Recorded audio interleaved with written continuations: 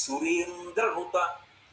ఆయన కీర్తింపబడేది ఎవరి చేత అంటే దేవేంద్రాదులు కీర్తన చేస్తుంటారు. ఎందుకని అంటే వాళ్ళ వాళ్ళ లోకములలో శాంతి భద్రతలు, రాక్షసుల వలన దాడి లేకపోవడం, ఆయన పదవి యందు ఊంచుకుని పరిపాలన నిర్వహించడం కూడా ఎవరి మీద ఆధారపడతాయంటే శివానుగ్రహం మీద ఆధారపడతాయి. అందుకని నిరంతరము ఎవరి చేత కీర్తింపబడుతుంటారంటే దేవేంద్రాదులు కీర్తిస్తుంటారు. శంభో సురేంద్రనుత శంకర శంకరోతీతి శంకర. శుభములను చెయ్యడం తప్ప అన్యమైన విషయం అసలు ఆయన దృష్టిలో ఉండనే ఉండదు. ఎప్పుడు ఏది చేసినా లోకమునకు శుభమొక్కటే చేసేవాడు ఎవరుంటాడో ఆయనని మాత్రమే శంకర అని పిలుస్తాడు. అందుకే మీరు గమనించండి, ఎప్పుడైనా ఎవరైనా సన్యాసాశ్రమం తీసుకుంటే వాళ్ళు పుట్టినప్పుడు కుటుంబంలో తల్లిదండ్రులు ఏ పేరు పెట్టారో దాన్ని గురువు గారు మారుస్తారు, మార్చి సన్యాసాశ్రమ నామం ఇస్తారు. మీరు లబ్ధప్రతిష్ఠులై సన్యాసాశ్రమ స్వీకారం చేసిన ఎవరి పేరైనా చూడండి మారింది. ఒక్క శంకరాచార్యుల వారి పేరు మాత్రం గోవింద భగవత్పాదులు మార్చలేదు. ఎందుకు మార్చలేదో తెలుసా? కైలాస శంకరుడు కాలడి శంకరుడిగా వచ్చాడు. శంకర మహోపకారం చేయడానికి వచ్చినటువంటి వ్యక్తి. ఆ పేరు మార్చడం నా వల్ల అయ్యే పని కాదని కైలాస శంకరుడు కాలడి శంకరుడిగా వచ్చాడని ఆ పేరు అలాగే వదిలేస్తే సన్యాసాశ్రమ నామంలో కూడా శంకరాచార్యుల వారిగానే కీర్తింపబడిన మహాపురుషుడు శంకరాచార్యులు వారు ఒక్కరే. కాబట్టి శంకరోతి ఇది శంకర. ఆయన నిరంతరము శుభములను మాత్రమే చేస్తుంటాడు. అసలు నిజంగా చెప్పాలి అంటే ఎప్పుడైనా ఎక్కడైనా ఎవరికైనా ఏదైనా శుభం కలిగితే ఆ శుభానికి కారణం ఎవరు అంటే శంకరుడే. నేను చెప్పట్లేదు ఈ మాట, శాస్త్రములు చెప్పే. శుభములన్నీ కుప్పలు తెప్పలుగా ఆయన పాదముల దగ్గర పడి ఉంటాయిట. ఆయన అనుగ్రహించాడు అనుకోండి, ఓసారి ఇలా అంటాడు అంటే అది ఎగిరి వెళ్ళి ఇంటికి తోరణంగా పడుతుంది. అందుకే ఒక గడుసు కవి ఒక మాట అన్నాడు, నేను ఓ పువ్వు పట్టుకొచ్చి మీ పాదాల మీద వేశాను అనుకోండి, నేను వేసినది ఇది పువ్వు, మీ పాదముల మీద ఉన్నది ఇది పువ్వు. నేను ఒక పువ్వు పట్టుకెళ్ళి మల్లికార్జున లింగం మీద వేశాను అనుకోండి, పరమ ప్రేమతో వేశాను అనుకోండి, ఆ పువ్వు ఓ ఏడాది తర్వాత నా ఇంటి మనవడం. నేను ప్రేమతో వేసిన పువ్వు 2 ఏళ్ల తర్వాత నా ఇంట్లో మనవరాలు. నేను ప్రేమతో వేసిన పువ్వు నేను కట్టుకునే ఒక ఇల్లు. నేను వేసిన పువ్వు నాలో కలిగేటటువంటి భక్తి. నేను వేసిన పువ్వు ఏ వయస్సులో నాకు రావాలో ఆ వయసులో రావలసినటువంటి వైరాగ్యం. ఆయన పాదముల మీద వేసిన ప్రతి బిల్వదళం, ప్రతి పువ్వు నీకు కావలసినదిగా మార్చగలడు. అది ఆయన శక్తి, అది శివ శంకర. నీకేది కావాలో దానిగా మార్చి తోరణం గడపని పట్టుకునేటట్టు చెయ్యగలిగిన వాడు ఎవరు అంటే శంకరుడు. అందుకే మీరు గమనించండి, లోకంలో దీనికి పరిష్కారం ఏమి అన్నది అందట్లేదనుకోండి, అప్పుడు ఏం చెప్తారంటే అభిషేకం చేయించుకోండి శివలింగానికి. ఇక అది బ్రహ్మాస్త్రం, ఇంకా అంతకన్నా ఏమి ఉండవు. ఒకసారి అభిషేకం చేయించేసుకోండి అంటారు. శివాభిషేకం అనేటటువంటిది అంత గొప్పది. శివలింగం చల్లబడడం అంటే బ్రహ్మాండము చల్లబడడమే. ఈ దేశంలో ఆశీర్వచనం ఏంటంటే మీ మనసు చల్లగా ఉండాలి, మీరు చల్లగా ఉండాలి, మీ ఇల్లు చల్లగా ఉండాలి, లోకం చల్లగా ఉండాలి. అంతా చల్లగా ఉండడం శివలింగం చల్లబడడం మీద ఆధారపడుతుంది. శ్రీశైల క్షేత్రం యొక్క గొప్పతనం ఏమిటంటే అసలు వృద్ధ మల్లికార్జున లింగాన్ని మీరు ఇలా ముట్టుకోండి, మంచు ముక్క ముట్టుకున్నట్టు ఉంటాడు మహానుభావుడు. అంత చల్లగా ఉంటాడు. ఆయన అంత చల్లగా ఉన్నాడు కాబట్టి ఈ రాష్ట్రం దేశం ఇంత చల్లగా ఉన్నాయి, ఏ ఇబ్బందులు లేదు. కాబట్టి శంకర. అందుకే శివానంద లహరిలో అంటారు, కరస్తే హేమాద్రౌ గిరిజ నికటస్థే ధనపతౌ శిరస్థే శీతాంశౌ చరణయుగళస్థే అఖిల శుభే గృహస్థే స్వర్గూజామరసురభిచింతామణిగణే కమర్థం దాస్యీహం భవతు భవదర్థం మమ మనః అంటారు. ఆయనకి మనమివ్వడం ఏంటి? కరస్థే హేమాద్రౌ. ఆయనకి ఒక చేతిలో బంగారు కొండ ఉంది, నీరు పర్వతాన్ని పట్టుకున్నాడు. ఆయనకి మనమేం ఇస్తాం? ఓ బంగారం గురుసు చేయించగలమా మనం బంగారు పర్వతం ఉన్నవాడికి? కరస్థే హేమాద్రౌ గిరిశ నికటస్థే ధనపతౌ. నవనిధులకు అధిపతి కుబేరుడు చేతులు కట్టుకుని పక్కన నిలబడి ఉంటాడు. ఎప్పుడైనా ఇలా చూసి కుబేరా అని ఏమైనా అడుగుతాడేమో అని. అప్పటి నుంచి ఇప్పటికి అడగలేదు, అడగడు కూడా. నవనిధులకు కుబేరుడు అధిపతి కావడానికి కారణం శివానుగ్రహం. కాబట్టి నికటస్థే ధనపతౌ గృహస్థే స్వర్భూజామరసురభిచింతామణిగణి. ఆయన ఇంట్లో కామధేనువులు, కల్పవృక్షములు, చింతామణులు ఇవన్నీ కుప్పలు తెప్పలుగా ఉన్నాయి. ఇంకా మనమేమిస్తాం ఆయనకి? శిరస్థే శీతాంశౌ, ఆయన శిరస్సు మీద చంద్రవంక ఉంది. శరణయుగళస్తే అఖిల శుభౌ. అమాయకత్వం ఏమిటంటే శివుడికి నేనేదో చేసి పెట్టాను, అసలు నీకు ఆ చేసి పెట్టి అదృష్టం ఇచ్చినవాడు ఆయన. ఆయన కాలిలా కదిపితే చరణయుగళస్తే, ఆయన పాదముల దగ్గర శుభములన్నీ పడి ఉంటాయి. ఇంకా నేనేమి ఇస్తాను? నేను ఇవ్వగలిగింది ఒకటే, కమర్థం దాస్యేహం భవతు భవదర్థం మమ మనః. నీ మనసు ఆయన పాదముల దగ్గర పెట్టి పూజించాలి. అది పెట్టించడం శ్రీశైల మల్లికార్జున సుప్రభాతం యొక్క గొప్పతనం. అందుకే నీకు తెలిసి నామమునందు రమించావా అదృష్టం, నీకు తెలియదు ఇంకా అదృష్టం. ఎందుకని? నీకేం తెలియక్కర్లేదు, ఆ నామం పలికితే చాలు. సుప్రభాతంలో మీరు శంభో సురేంద్రనుత శంకర శూలపాణి అంటే తెలిసి పిలిచిన వాడికి అలాగే చూస్తాడు, తెలియక పలికి పిలిచిన వాడికి అలాగే చూస్తాడు. అందుకే ధరించడానికి అవకాశాన్ని మల్లికార్జున సుప్రభాతమునందు ప్రతిపాదన చేశారు. ఆయన నామములకు ఎక్కువ ప్రాధాన్యత ఇచ్చారు. శంభో సురేంద్రనుత శంకర శూలపాణి, చేతిలో త్రిశూలం పట్టుకుని ఉంటాడు. ఆ కూర్చడంలో కూడా సొబగ ఏమిటంటే, సుప్రభాత పఠనం చేసేటప్పుడు ఉద్వేగంతో ఉండకూడదు. చాలా సాత్వికంగా మనసు రమిస్తూ ఎంతో సంతోషంగా పలకాలి. అది కూడా మెట్టెక్కుతున్నట్టుగా ఉండాలి. ఎంత అందంగా ఉండాలంటే, సుప్రభాతం పాడుతున్నప్పుడు మీలో ఒక పరవశం ఉండాలి. ఆ పరవశం మీరు అటువంటి వాణ్ణి చూడాలి చూడాలి చూడాలన్న సంతోషం ఉండాలి. నిన్న మీకు చెప్పాను కదా, నతిరియం పార్వతీ పరమేశ్వరులను కలిపి నమస్కారం. వాళ్ళు కనబడినప్పుడు అలాగే కనబడాలి. నమ శివాభ్యాం నవ్యవనాభ్యాం పరస్పరాశ్లిష్ట వపుద్ధరాభ్యాం నగేంద్ర కన్యా వృషకిటనాభ్యాం నమో నమ శంకర పార్వతీభ్యాం అని. ఆయన కనపడినప్పుడు సంతోషం అనేటటువంటిది ఎలా ఉండాలి? పొంగు కింద ఉండాలి. పాలు పొంగుతున్నాయి అనుకోండి, అప్పుడు నేను అంత దూరంలో ఉంటే పాపం వాడు వచ్చేదాకా ఆగుదాం ఏం మెలిమెలిగా పొంగవు, సర్రున పొంగిపోతాయి అంతే. ఆ దర్శనం చెప్పినప్పుడు పొంగు అలా వెళ్ళాలి. అందుకే ఆ శ్లోకాల యొక్క రీతి అలా పెడుతుంది. అమలం కమలోద్భవ గీత గుణం చమదం సమదాసురనాశకరం రమణీయ రుచిం కమనీయ తనుం నమ సంబ శివం తపాపహరం శివం శంకరం బంధురం సుందరేశం నటేశం గణేశం గిరీశం మహేశేందు నేత్రం సుగాత్రం మృడానీపతిం శ్రీగిరీశం హృదా భావయామి అంటూ ఆ అందం, ఆ వెళ్ళడంలో ఆ అందాన్ని అంత గుప్పించారు శ్రీశైల సుప్రభాతం. అందుకే అది చదువుతున్నప్పుడు మొదట స్వామికి మేలుకొలుపు పలుకుతున్నాం అన్నప్పుడు ఆ సౌమ్యత, ఆ అందం అలా నడవాలి. అందుకే నామములను గుదిగుచ్చేటప్పుడు ఎక్కడ ఉచ్చరించడంలో కష్టపడవలసిన అవసరాన్ని తీసుకురావాలి. శంభో సురేంద్రుడు శంకర శూలపాణి, అందులో శకారం అంతా తిరిగి ఆ శకారం బాగా తిరగడంలో ఏమవుతుందంటే శాబ్దిక సౌందర్యం, గొప్ప అందము ఆవిష్కృతం అవుతుంది. చదువుతున్నప్పుడు మీకే ఒక సంతోషంగా ఉంటుంది. శంభో సురేంద్రభూత శంకర శూలపాణి చంద్రావతం శివ శర్వ పినాకపాణి గంగాధర క్రతుపతే గరుడధ్వజాప్త శ్రీమల్లికార్జున విభో తప సుప్రభాతం అనండి. మీ ఇంట్లో చదువుకునే పిల్లలు అంటారు, నోట్లో చదువుకుంటావా తాత, నాకు దీని మీద దృష్టి పెట్టలేకపోతున్నానంటాడు. అది లాగేసి అలా గుచ్చారు. ఆ నామాలని గుడిగుచ్చినప్పుడు కూడా అంత అందము శబ్దమునందు ఆవిష్కృతము.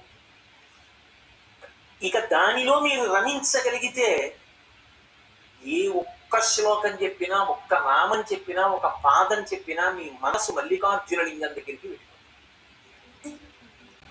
మీరు బాహ్యంలో ఎక్కడుంటే ఏమంటే నా ఉద్దేశ్యం, ఇంట్లో ఉండిపోయినా శ్రీశైలంలో లేనివారు మీరేం కాదు, మీరు శ్రీశైలంలోనే ఉన్నారు. సుప్రభాతానికి అలవారుజామున మిమ్మల్ని మల్లికార్జున లింగం దగ్గరికి, భ్రమరాంబ దగ్గరికి తీసుకురాగలదు. అదొక యోగ విద్యలండి. అందుకే శంభో సురేంద్రనుత శంకర శూలపాణి. శూలపాణి అంటే చేతిలో త్రిశూలం పట్టుకున్నాడు. శూలము అంటే ఏదో ఒక్క అంచు మాత్రమే ఉండి గుచ్చడానికి పనికొచ్చేది కాదు, త్రిశూలం. ఏమిటా త్రిశూలం అంటే ఆయనకి అలా ఉంటే సరదాగా ఉంటుందండి, అందులో అలాంటి ఆయుధం పట్టుకున్నాడన్న అమ్మాయి కాదు. ఆయన అలా ఎందుకు పట్టుకుంటాడో శివమహాపురాణంలో చెప్పారు. త్రైగుణ్యం శూలమేతస్యాపరసు సత్యనిష్టత అన్నారు. మూడు గుణములకు ఆయన అతీతుడు. మూడు గుణములకు అతీతుడై సత్వమునందు కాని, రజస్సునందు కాని, తమస్సునందు కాని, శుద్ధ సత్వమునందు కాని ఉండకుండా. అందుకే ఇలా మూడు ఉంటే ఈ మూడు ఒక ఊచకుంటాయి, ఆ ఊచ పట్టుకుంటాడు. అంటే శుద్ధ సత్వము సత్వము కన్నా గొప్పది. నిజానికి ఈ మూడు గుణములలో తిరిగి తిరిగి తిరిగి తిరిగి శుద్ధ సత్వములో పెడతారు. శుద్ధ సత్వము కూడా ఎవరి చేతిలో ఉన్నదంటే ఆయన చేతిలో ఉన్నది. ఆ స్థితికి దాటి మూడిటిని నాలుగిటిని దాటి ఎప్పుడు తనలో తాను రమిస్తూ ఉండగలిగినటువంటి గొప్ప స్థితి ఆయనది. అందుకే ఆయనకు ఒక విచిత్రమైన పేరు ఉంది, ఉన్మత్త శేఖరాయ నమః. పిచ్చివాడు ఏం చేస్తాడు, వాడికి బాహ్యంలో భయమే ఉండదు. అందరూ చీరబడిపోయిందని భయపెడుతుంటే ఆయన ఒక్కడు శ్రీశైలంలో ఎక్కడో అడవిలో కూర్చుంటాడు. కూర్చుని తనలో తాను ఏదో రమిస్తూ ఉంటాడు, ఏదో భావన. అది మనకు అందదు కాబట్టి ఆయన్ని పిచ్చివాడు ఉంటాం, కానీ ఆయనలో ఏదో భావాలు ఉంటాయి. ఆయన ఏదో ఆలోచిస్తూ ఉంటాడు, ఏమిటో నవ్వుకుంటూ ఉంటాడు, ఏమిటో అరుస్తూ ఉంటాడు. శివుడు కూడా తనలో తాను రమిస్తూ ఉంటాడు. శివ భక్తి పండినటువంటి వాళ్ళు ఆ స్థితికే వెళ్ళిపోతారు. అందుకే మహానుభావుడు చంద్రశేఖర భారతీ మహాస్వామి శృంగగిరి పీఠాధిపత్యం వహించారు. వారు చంద్రమౌళీశ్వరారాధన చేస్తూ ఓం నిధనపతయే నమః అంటే ఇలా బిలవదళం వేసేవారు. ఓం నిధనపతాంతికాయ నమః ఇంకో దళం వేసేవారు. అంతే, చెయ్యి అలా ఉండిపోయి అలాగే ఉండిపోయేవారు. ఓ ఈయన సమాధి స్థితిలో వెళ్ళిపోయారు, ఇక పూజ చెయ్యరని చెప్పి శిష్యులు వచ్చి సంకల కింద చేతులు వేసి ఎత్తి తీసుకెళ్ళిపోయి గురునివాసంలో కూర్చోబెట్టేవారు. అంతే, 10 రోజులు 11 రోజులు ఆ సమాధి స్థితిలో అలాగే ఉండేవారు. ఆ భావ సమాధి అంత గొప్ప. శ్రీశైల సుప్రభాతానికి ఫలశ్రుతి చెప్తూ ఒక మాట అంటారు, ఈ సుప్రభాతాన్ని ఎవడు చదువుతున్నాడో వాడు ఇహమునందు సుఖములను పొందుతాడు, చివరికి పరమేశ్వరుని యందు ఐక్యమైపోతాడు అని చెప్తారు. ఎందుకంటే ఆ భావన చెయ్యడము అలవాటు. కాబట్టి త్రైగుణ్యం శూలమేతస్య, త్రిగుణాతీతుడైన వాడెవరో వాడు శంకరుడు సుమా అని చెప్పడానికి శూలం పట్టుకుంటాడు. శంభో సురేంద్ర కుత శంకర శూలపాణి చంద్రావతంస. చంద్రవంక తల మీద ధరించి ఉంటాడు. అది నలుగురి ఆస్తి, ఒక్క శివుడే కాదు. నిజానికి శివుడు శుక్లపక్ష తదియ నాటి చంద్రరేఖ, కంచి కామాక్షి కిరీటం మీద స్ఫుటంగా కనబడుతూ ఉంటుంది ఆ చంద్రవంక. ఎంత అందంగా ఉంటుందో. మీరు ఎప్పుడైనా శుక్లపక్ష తదియ నాడు చూడండి ఆకాశంలో, వెతికి వెతికి చూస్తేనే కనపడుతుంది, లేకపోతే కనపడదు. అందుకే అవ్యక్త రేఖామివ చంద్రరేఖాం అంటారు. తదియనాటి చంద్రరేఖ శుక్లపక్షంలో ఎలా ఉంటుందో అటువంటి చంద్రరేఖ పరమశివుని యొక్క కిరీటం మీద ఉంటుంది. అదే అమ్మవారి కిరీటం మీద ఉంటుంది, అదే వినాయకుడి కిరీటం మీద ఉంటుంది, అదే సరస్వతీదేవి కిరీటం మీద ఉంటుంది. అందుకే శంకరుడు తెలుపు, జ్ఞానదాత మహేశ్వర, ఆయన జ్ఞానం ఇస్తాడు. అందుకే సరస్వతి వీణ వాయిస్తుంది, శంకరుడు దక్షిణామూర్తిగా వీణ వాయిస్తాడు. శ్రీశైలం లోపలికి వస్తుంటే వీణ వాయిస్తూ దక్షిణామూర్తి లేరు. సరస్వతీదేవి చంద్రవంక ధరిస్తుంది. మీకు అనుమానమా? సౌందర్యలహరిలో శంకరాచార్యులు వారు శరజ్యోత్సన శుద్ధాం శశియుత జటాజూటమపుటాం, కిరీటం పెట్టుకోదు, శంకరుళ్ళకే జటాజూటం కట్టుకుంటుంది. వరత్రాసత్రాణ స్ఫటిక గుటిగా పుస్తకరాం సకృన్నత్వా నత్వా కథమివ సతాం సన్నిధతతే మధుక్షీరద్రాక్షా మధురి మధురీనా ఫణితయ.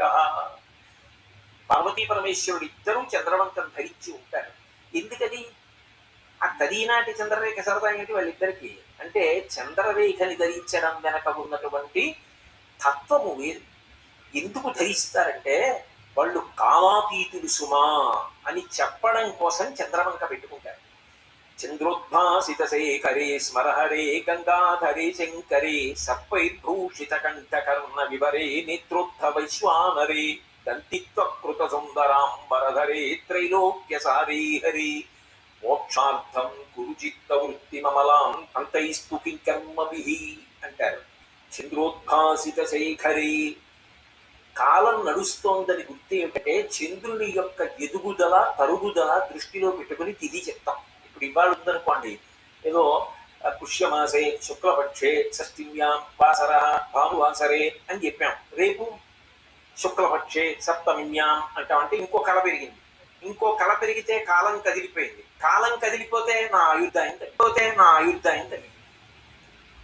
ఒక్క కళ పెరిగింది అనుకోండి, ఇవాళ అయిపోయి రేపు వచ్చింది అనుకోండి, నా ఆయుర్దాయంలో ఒక రోజు అయిపోయింది అంటే నేను మృత్యువుకి దగ్గర పడిపోతున్నాను. చంద్రుని యొక్క కళలు పెరిగి తరుగుతూ ఉంటే మాసములు కదిలిపోతాయి. మాసములు కదిలిపోతే ఆయువు తరిగిపోతుంది. అందుకే ఆయుర్నశ్యతి పశ్యతాం ప్రతిదినం యాతి క్షయం యవ్వనం ప్రత్యాయంతి గతాః పునర్న దివసాః కాలో జగద్దక్షకః లక్ష్మీస్తో రంగభంగ చపలా విద్యుచ్చలం జీవితం తస్మాన్ మాం శరణాగతిం కరుణయా త్వం రక్ష రక్షాధునా అంటారు. ఆయన అలా కాలం వెళ్ళిపోతోందని చెప్పి ఆయన మృత్యువు చేత గ్రసింపబడడం. ఆయన కాలాతీతుడు, కాలమునకు అతీతముగా అలాగే ఉంటాడు. అందుకే వాళ్ళిద్దరికీ జుట్టు నాకు తెల్లపడదు. ఇద్దరి జుట్టు నల్లగా ఉంటుంది. ఇద్దరూ ఎప్పుడూ యవ్వనంలో ఉంటారు. కాలాతీతుడైన వాడెవరో వాడు మాత్రమే మనని కూడా కాలాతీతుణ్ణి చేసి మోక్షం ఇవ్వగలడు. ఇక కాలమునందు మళ్ళీ పుట్టవలసిన అవసరం, పెరగవలసిన అవసరం, తరగవలసిన అవసరం, నశించవలసిన అవసరం లేకుండా చెయ్యగలిగిన వాడు ఆయన ఒక్కడే. అందుకే కాలమునకు సంకేతమైన కాలుణ్ణి చంపిన, పుట్టుకకు కారణమైన కాముణ్ణి చంపిన ఆయన వల్ల సాధ్యం తప్ప అంజుల వలన సాధ్యము కాదు. అందుకే వక్షస్థానమంత కస్య కఠినాపస్మార సంవత్సరం ఉభృత్పర్యటనం నమత్సురశిర కోటీర సంఘర్షణం కర్మేదం మృదులస్య తామకమద్వంద్వస్య గౌరీపతే మచ్చేతో మణిపాదుకా విహరణం శింభో సదాంగీ కురు. అందరినీ చంపేసే యమధర్మరాజు గారి వక్షస్థలం మీద చంపి చెందేసిన వాడు శివుడు. అందరిలో కామమును ప్రజ్వలింపచేసి జన్మకు కారణమైనటువంటి మన్మధుణ్ణి కంటి మంట చేత కాల్చేసిన వాడు శివుడు. అందుకే జన్మకి కారణం, మరణానికి కారణం ఆయన తీసేస్తాడు. అది చంద్రవంకటి గుర్తు. కాలమునకు ఆయన లొంగడు సుమా. అందుకే కాలాతీతుడు అని చెప్పడం కోసమని ఆ చంద్రవంకని ధరించి ఉంటాడు. అంటే ఆయన పాదములు ఎవరు పట్టుకున్నాడో వాడు కూడా మోక్షమును పొందగలడు. కాబట్టి చంద్రావతంస శివ, శివ ఈ నామం ఒక్కటి చాలు. అప్పు ఎంతమంది గుండెలు బాదుకుని ఏడిచారంటే, ఈ నామం ఒక్కటి నా నాలుక మీద నర్తింప చేయవయా, రోజు కొన్ని మార్లైన ఈ నామం పలికేటట్టు చేయవయా అని ఏడ్చారు. వెళ్ళి శ్రీకాళహస్తీశ్వరుడి దగ్గరికి వెళ్ళి దూర్జడి తల కొట్టుని అడిగాడు. కవి పుష్పంబగు అగ్ని మంచగు ఆకోపారం భూమిస్థలంబగు శత్రుండతిమిత్రుడవు విషము దివ్యాహారమవు నిన్నగా అవనీ మండది లోపలం శివ శివిచ్చాభాషణోల్లాసకిన్ శివా నీ నామము సర్వవస్యకరమౌ శ్రీకాళహస్తీశ్వర. ఈ సమయం ఆ సమయం అని ఉండదు శివనామాన్ని. అందుకే పరమ అసహ్యకరమైంది, భయంకరమైనది ఏది చూసినా శివశివ అంటారు. పరమ సంతోషకరమైంది చూసినప్పుడు శివశివ అంటారు. శివనామానికి ఇప్పుడు అప్పుడు అని ఉండదు, ఎప్పుడైనా అది పవిత్రమే. అటువంటి శివనామము పలకడమే గొప్ప. శివ అన్న మాటకు అర్థం ఏంటంటే, ఏ కారణము చేత కూడా అసలు అమంగళమును చేయని వాడు ఎవరు ఉంటాడో ఆయనే శివ. అమంగళం ఎప్పుడు చేస్తాడు? తప్పు ఎప్పుడు చేస్తారు? యువతల వారిని బాధ పెట్టడం ఎప్పుడు చేస్తారు? రెండు కారణముల చేతనే చేస్తారు. కామము, క్రోధము, ఈ రెండింటి చేత చేస్తాడు. నాకేదో ఒక భయంకరమైన కోరిక ఉందనుకోండి, ఆ కోరిక కోసం అవతల వాడిని ఏదో మోసం చేయడమో, వాడితో కలిసి ఉండడమో ఏదో చెయ్యాలి. లేదు వాడి మీద కోపం ఉందనుకోండి, వాడిని బాధ పెట్టాలి. కామక్రోధములు రెండే. అయితే విచిత్రం ఏంటంటే, కామం ఉన్న చోట క్రోధం ఉంటుంది. ఓ కోరిక ఉందనుకోండి, అది తీరకపోతే ఎవరినో ఒకటి ఎదిగి పట్టుకుని వీడి వల్ల తీరలేదని వాడి మీద కోపం పెట్టుకుంటాడు. క్రోధం ఉన్న చోట కామం ఉండదు. అదో విచిత్రం. చాలా కోపంగా ఉన్నవాడికి కామం ఉండదు, వాడికి కోరుకుంటే అవకాశం ఉండదు. అవి రెండూ అక్క చెల్లెళ్ళైనా కామం ఉన్న చోట క్రోధం ఉంటుంది, కానీ క్రోధం ఉన్న చోట కామం ఉండదు. శంకరుడికి కామము క్రోధము రెండూ లేవని చెప్పడానికే ఎప్పుడూ ప్రశాంతంగా ఉంటాడు సుమా అని చెప్పడం కోసం వేదం ఆయన ఒక్కడినే సదాశివ అన్న నామంతో కీర్తించింది. సదాశివ, ఎప్పుడూ శివుడే. ఎప్పుడైనా ఒక్కసారి ఆయన కోపం వస్తుందేమో, రాదు, నటిస్తాడు వచ్చినట్టు. తండ్రి బిడ్డల్ని చక్కదిద్దడానికి నటించినట్టు నటిస్తాడు తప్ప వశపడడం. అందుకే వేదం ఆయన గురించి చెప్తూ ఈశాన సర్వ విద్యానాం ఈశ్వర సర్వభూతానాం బ్రహ్మాధిపతి బ్రహ్మణోధిపతి బ్రహ్మా శివో మే అస్తు సదా శివో పంచబ్రహ్మ మంత్ర పఠనం అని చేస్తారు. సత్యోజాతం ప్రణుద్యామి సత్యోజాతాయ వై నమో నమః దగ్గర మొదలుపెట్టి ఆ పంచబ్రహ్మ మంత్ర పఠనమునందు చిట్ట చివర ఈ మాట చెప్తూ ఆయన సదాశివోం, ఆయనకి ఒకప్పుడు కోపం వస్తుంది, ఒకప్పుడు కామం కలుగుతుందని అనుకుంటున్నావేమో, అలా ఉండదు. ఆయన ఎప్పుడు శాంతంగా ఉంటాడు, ఎప్పుడు శాంతంగా ఉంటాడు, ఎప్పుడు శుభములను మాత్రమే చేస్తాడు. అసలు అశుభం అన్న మాట శివుడు ఉన్న చోట లేదు. అందుకే ఆ పార్వతీదేవి దాక్షాయణిగా శరీర త్యాగం చేస్తూ మరణవాంగ్మూలం అంటారు. శరీర త్యాగం చేస్తూ చెప్పిన మాట ఏదిందో అది తిరుగులే సాక్ష్యం. దాక్షాయణిగా శరీర త్యాగం చేస్తూ లోకానికంతటికీ ఒక సందేశం ఇచ్చింది. భవో నహోద్భీష్టి శివం శివేతర. శివుణ్ణి భేషించిన వాడికి శుభములు రమ్మంటే ఎక్కడి నుంచి వస్తాయి అని. శివ అన్న ఒక్క నామము పలికిన కారణము చేత సమస్త శుభములు కలుగుతాయి. సదాశివో, ఆయనంతా ఎల్లప్పుడూ ప్రశాంతముగా ఉండి మంగళములు చేసేటటువంటి వాడు లోకమునందు కానరాడు. అంత గొప్ప దైవస్వరూపం, అంతటి శాంతమూర్తి. అందుకే శంభో సురేంద్రనుత శంకర శూలపాణి చంద్రావతంస శివ శర్వ. శర్వ అన్న నామం చేత ఆయనని కీర్తించినప్పుడు ఈ సమస్తమైనటువంటి భూమి అధిదేవతా స్వరూపంగా ఉంటాడు.